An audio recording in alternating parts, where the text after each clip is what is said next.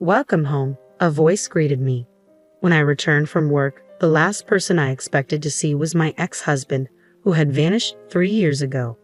"You're always late, making your husband wait. I'm starving. Is dinner ready yet?" he complained as if it were the most natural thing in the world. My ex-husband had barged into my house and brazenly made these comments. Memories from 3 years ago came flooding back. The image of him dumping all the household chores on me, unfairly shouting at me, stating me up on our wedding anniversary trip, and then disappearing, all resurfaced in my mind. And now, here he was right before my eyes. The man I despised from the bottom of my heart was standing in front of me. The voice that came out of my mouth was surprisingly cold. "Who are you?" I asked. He just stared at me, looking surprised. "My name is Hazel, and I'm turning 30 this year. These days, I lead a peaceful life as a company employee, but I have a past. A past involving my husband, Steve, whom I married when I was 25.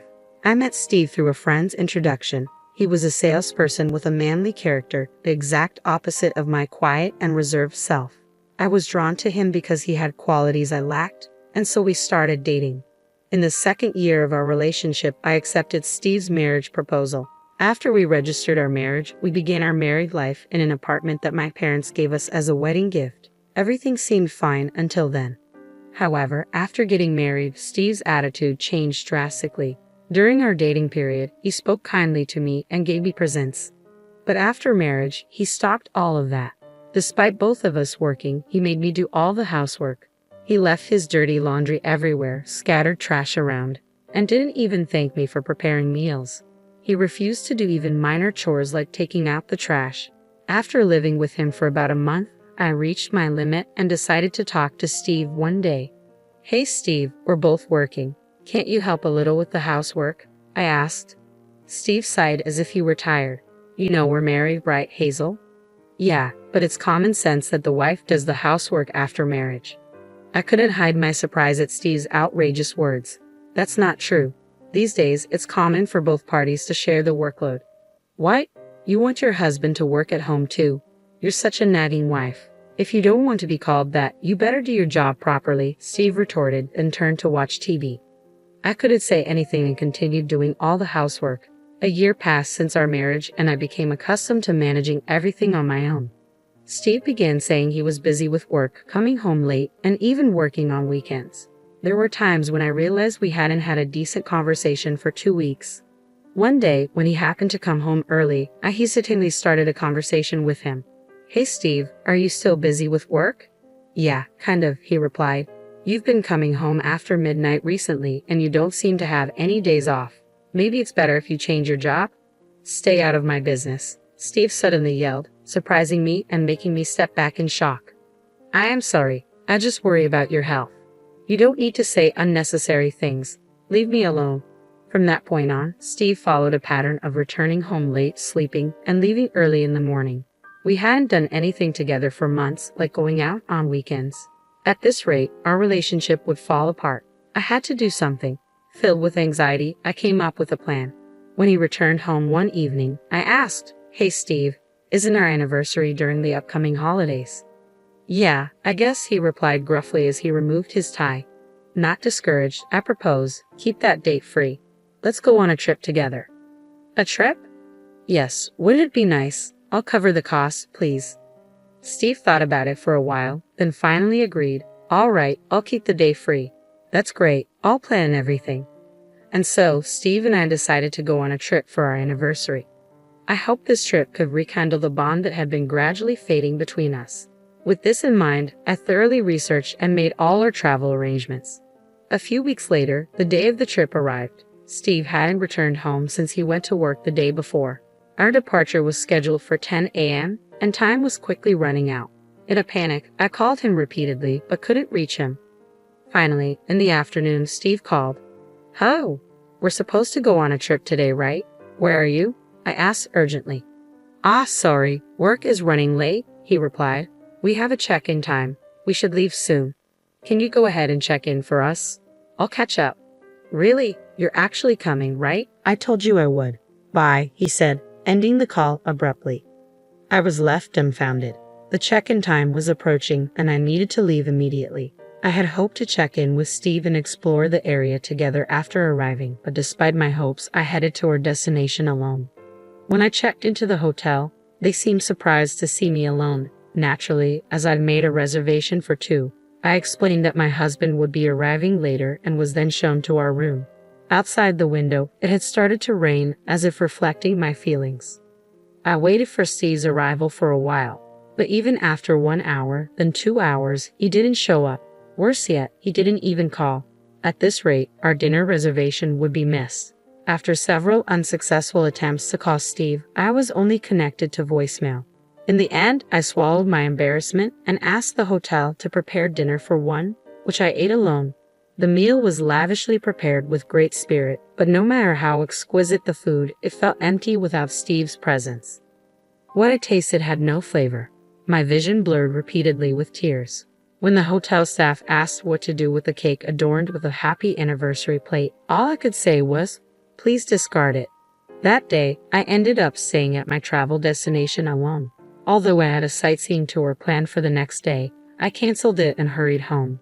At that time, I thought something might have happened to Steve. "I'm home. Steve, are you back?" I called out as I entered the house. The room was silent, with no sign of anyone. I dropped my luggage and glanced at the dining table. There, I found divorce papers signed by Steve and our wedding ring. "What? What is this? What is going on?" I exclaimed. I searched for a letter but found nothing. Looking around the house, it was clear all his belongings were gone. Everything had been moved out. Stunned, I could only sit down on the spot. When I came to my senses, I immediately contacted my mother-in-law. She lived far away, and we had only met a few times, but she was a kind woman who treated me kindly. When I explained the situation, my mother-in-law was also astounded. She had no report from him, and he didn't seem to have gone to his parents' house either. When I called Steve's office after the holiday, I was told a shocking fact. Mr. Smith resigned last month. "What?" I exclaimed. "We've been trying to reach him too, but we haven't been able to get through since yesterday. Could you please tell him to contact us as soon as possible?" they asked. I ended my call with Steve's workplace in a daze. Next, I pulled out my cell phone and called Steve, but all I heard was, "The number you dialed is currently not in use." And so, Steve vanished abruptly. After going through various processes, I submitted the signed divorce papers and forcibly ended our married life. Time passed, and about 3 years went by. I have remarried and now live a peaceful life. Of course, I was initially distraught, but now I hardly ever think about my ex-husband. It's true what they say, time heals all wounds. As usual, when I came home alone after work, I noticed something strange. The lights in the house were on. That's odd. Did I forget to turn off the lights this morning? As I reached for the doorknob, I noticed the front door was unlocked. What's more, there was a pair of ragged men's sneakers that I didn't recognize at the entrance. A wave of tension ran through me, and I was about to pull out my cell phone to call the police when a familiar face appeared at the entrance. "Oh, welcome home, Hazel." "What?" I gasped. The person standing there was none other than Steve, my vanished ex-husband. I was surprised and speechless. Without paying any attention to me, Steve brazenly said, "You're late coming home as usual. You've kept your husband waiting." "I'm hungry. Is dinner ready yet?" Steve's casual inquiry triggered a flood of memories from 3 years ago.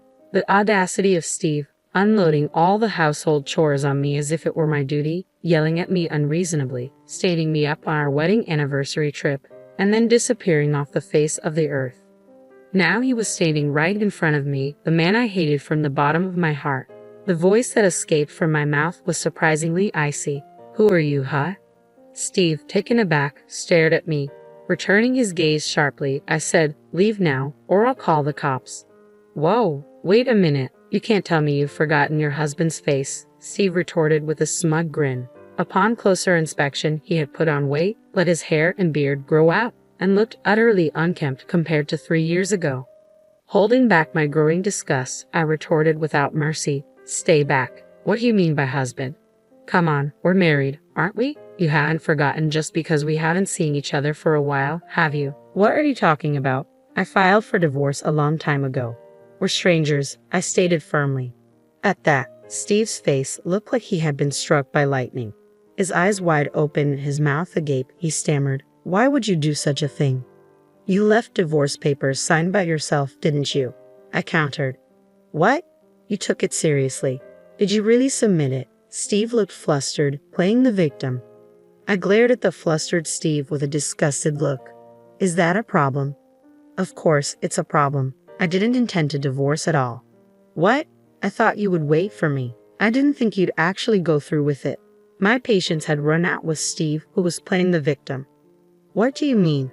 I thought you would wait for me. After all, it was you who abandoned everything 3 years ago to move in with your mistress, wasn't it? I pointed out. When I said that, Steve once again looked astonished. Soon after, he disappeared. I hired a private investigator to locate him half a year after he left. The investigator found him, and the report I received was beyond imagination. About 6 months before he disappeared, he had been having an affair with a coworker.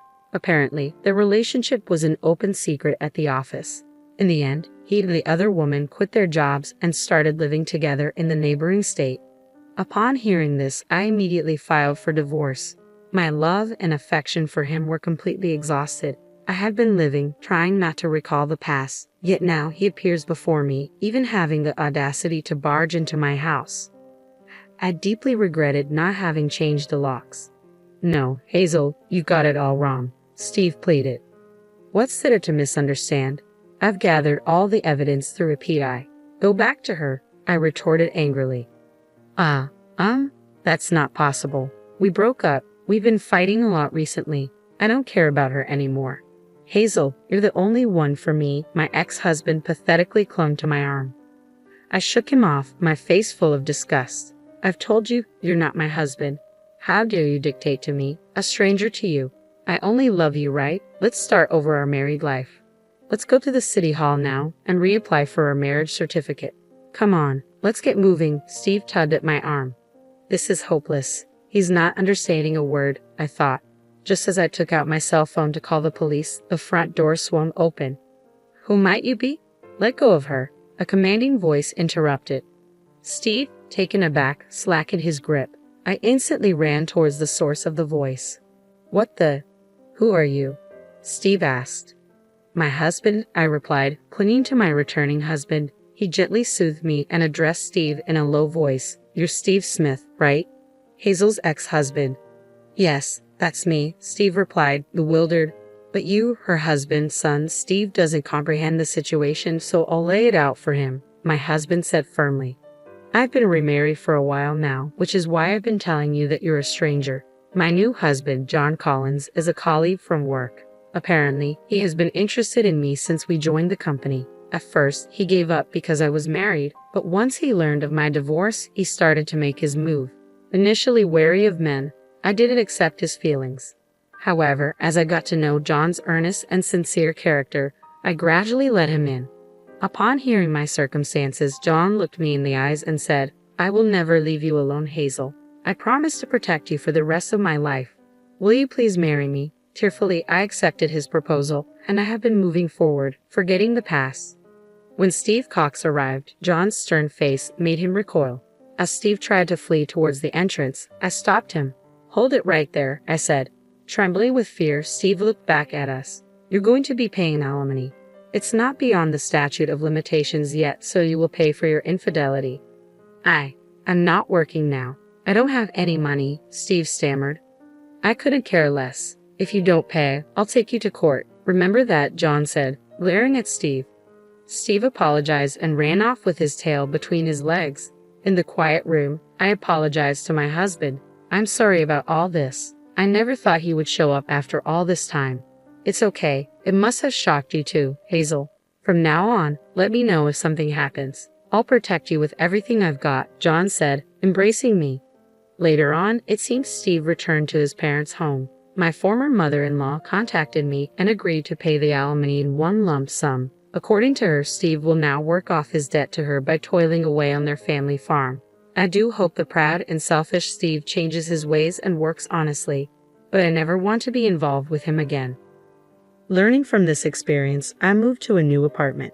In fact, I recently found out that I am pregnant with my current husband, who is truly happy about my pregnancy. I'm sure we'll be able to build a happy family.